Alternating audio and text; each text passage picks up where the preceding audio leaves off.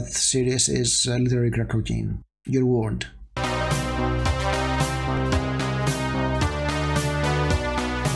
Hello, Geeks and Ghouls. Yeah, we talk about Cradle today, as with every other day. And more specifically about Book 7, Uncrowned. Cradle is an anime-inspired fantasy series by Wight. It belongs to the subgenre of progression fantasy. And between filming this review and the review of Book 6 that you saw on Monday, I also read Book 9. So yeah, now I'm into the no more Cradle for a while, a bandwagon like a lot of people. So yes, please send thoughts, prayers, likes and subscribes. So Book 7 and Book 8, for which we'll talk in another video, so subscribe not to miss this. They hit the high point in the series because there are a lot of plot threads that were woven out throughout the earlier books that finally started together, and it feels like Wight always want to write from Book 7 and onwards. So this is why books 1 through 6 feel more like it's a roadmap to this point of Lyndon getting stronger. And actually a lot of the stuff happening are explained in these books.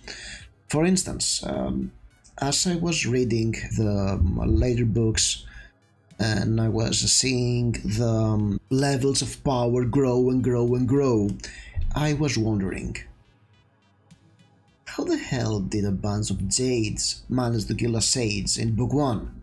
And this book starts with Orthos in the Sacred Valley, and he is feeling his Major draining away and his power level decreasing because there is some sort of a suppression field active.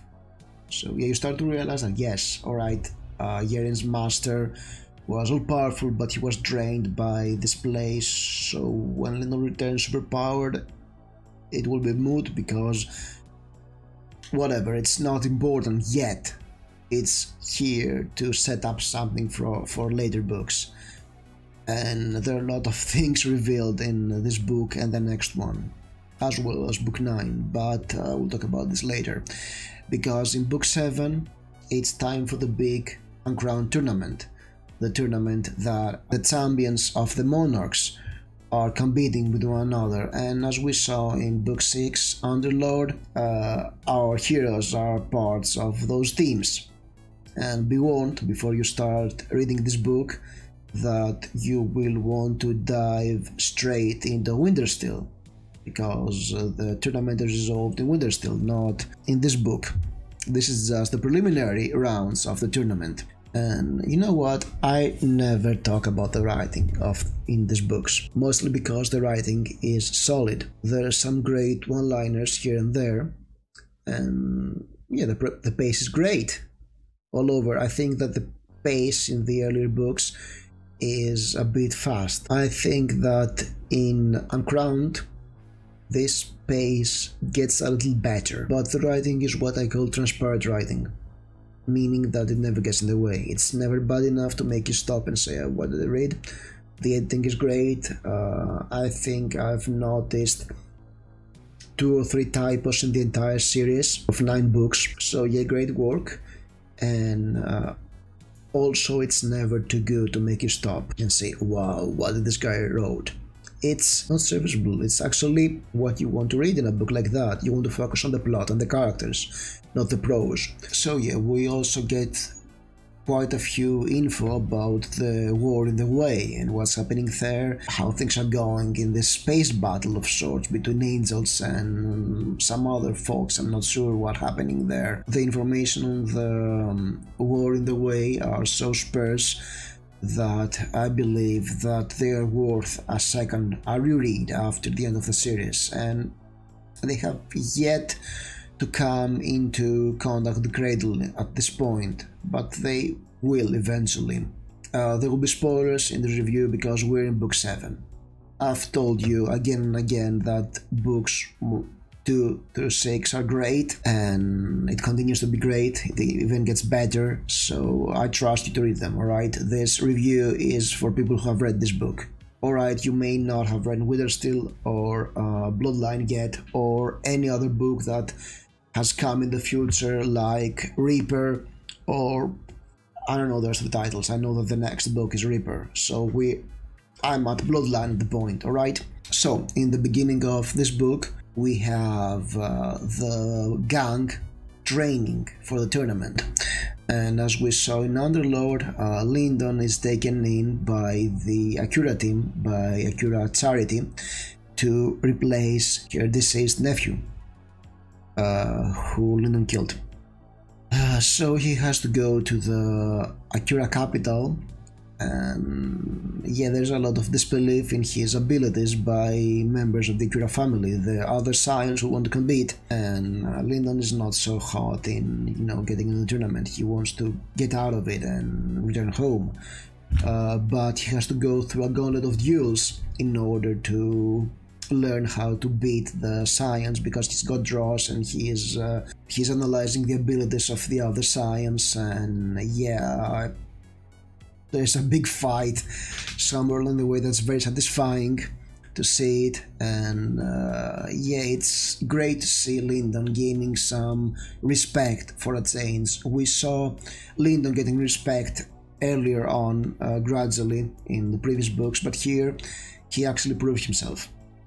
And yeah, Aidan has created a monster in Lyndon, as one of the Acuras says when he's analyzing Lyndon's abilities. You know what, at this point I'm starting to get used to the idea that Lyndon will get ridiculously strong and he will beat a superior opponent or opponents. If only I knew what's coming next, alright? So yeah, I'm starting to enjoy it, because he's been through a lot of hell, and he's not going there in the most interesting way possible, alright? He's just getting beat up for the first half of the book. But his will to go through that and advance really makes him likable. Lyndon is not my favorite character in these books, I've said that again, and I'll keep saying this, but his tenacity is really what sets him apart, and I can feel that some people will like Lyndon for that. I'm more of an Ethan guy, but then again, Aidan is DM's chosen, alright? And even Aidan is beginning to struggle as this book is coming along and the tournament is progressing, so that's interesting. Yerin is really struggling because she has to deal with her blood shadow. In Underlord, she created a clone out of this blood shadow, and she's struggling for control because she's afraid that this shadow is getting a personality of her own and is trying to take over her, and that's not good for her, and she has to deal with a lot of stuff like that. But the bread and butter of the book is the tournament, and all the monarchs are here. There are a lot of sages, including the ex of Yerin's mentor, with whom Yerin has a very tense relationship, as well as people holding grudges or who want to exploit our characters. For instance, one of the favorites of the tournament is Sofaranatoth. Dragon names. She's a golden dragon. She's the favorite for the tournament because she's amped up with murder to the guilds, and she wants to kill Lyndon because he killed her sister in Ghostwater. So yeah, what Lyndon did in Ghostwater is still haunting him. That's quite interesting, the prize for getting power. The first phases of the tournament is sort of like Hunger Games, and then we get to the one-to-one duels. And this was very interesting for a few reasons, one of which was that there are a lot of very colorful characters with interesting looks, power, personalities and personal histories, and we start to see them. They look straight out of a shonen anime, they look straight out of Naruto or, I don't know, Kenshin or any other boys manga or anime with martial arts. Come to think of it, they have very distinct looks and abilities. They're not boring at all. Their characters they're two-dimensional characters, okay? They have some depth in them, but this is your typical shonen manga characterization, which works amazingly well because of Will Wight understand what makes a shonen manga or anime so popular and translates that into another format. So that's a big win. And something that is really interesting is that no two characters feel alike. Even some of the minor team players who are there to be beaten very fast and be done with, they don't feel clones of their more strong members of the team. They have some distinct characteristics too, even though we don't get very deep into them. I'm sure that if we get into who they are too, we get the same depth for the characters we also meet. And it's not too deep, alright? The characters are not too deep, but they pop out, and that's very important, especially when we talk about some major players like sages or mentors, or the people to be uncrowned. Yes, it's important to have characters that pop out and feel unique and larger than life. And let me tell you what, you're not going to love everybody. Some characters will leave you cold.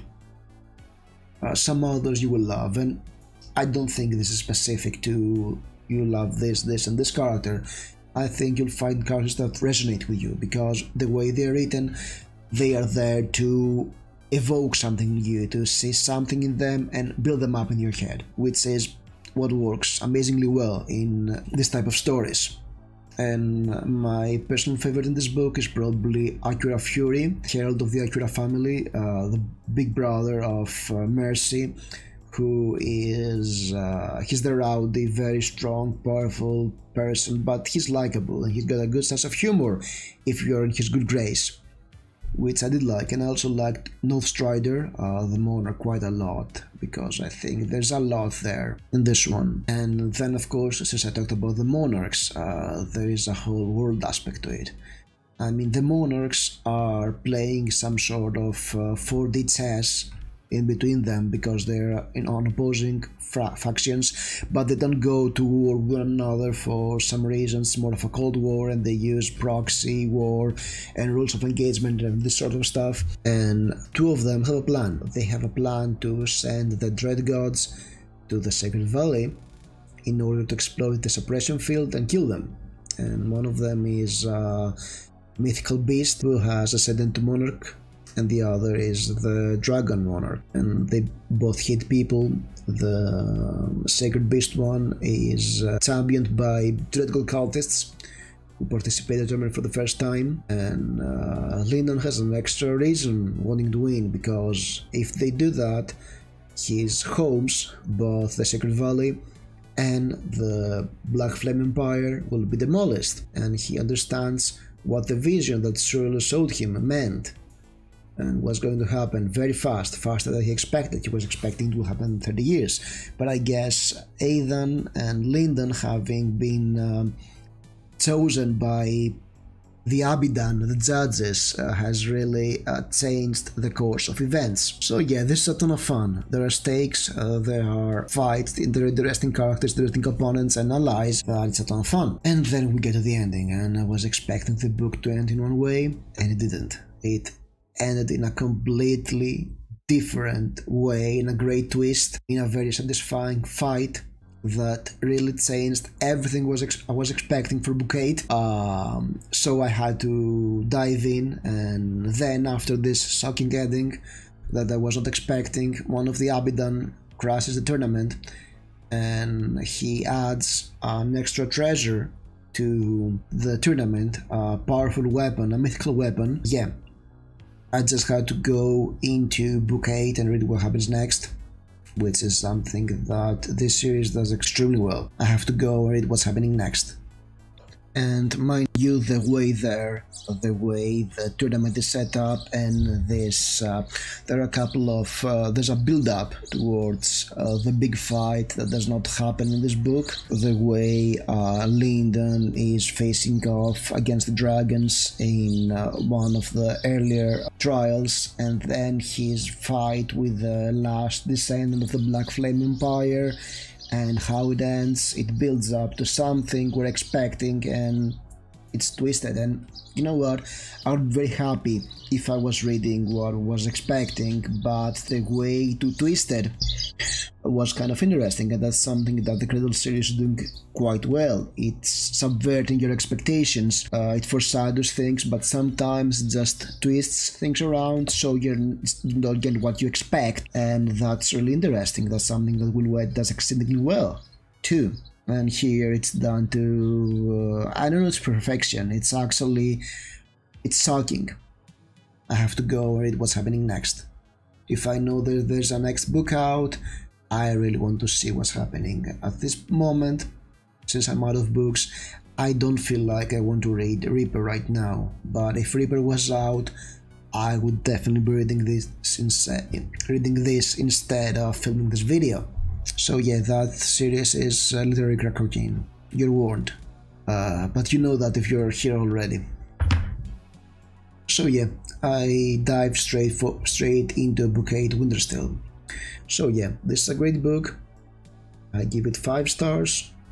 Reviews for Book 8, Book 9 and the entire series without spoilers are bound to come soon. Maybe I'll do a video explaining the different ranks in the Cradle series.